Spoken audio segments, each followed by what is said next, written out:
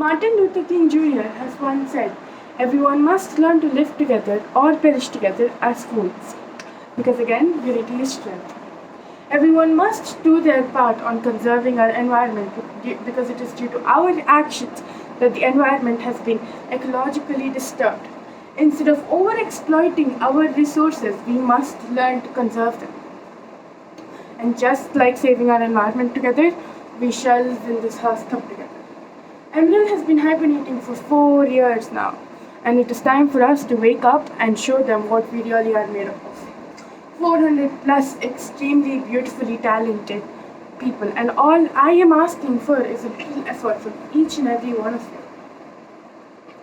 Once Emerald starts fighting, we shall see the power it holds and the fire it ignites. Cup ఇంటికి తీసుకెళ్లే time వచ్చింది మిత్రమా, యుద్ధంలో కలుద్దాం.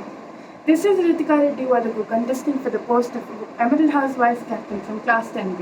Thank you.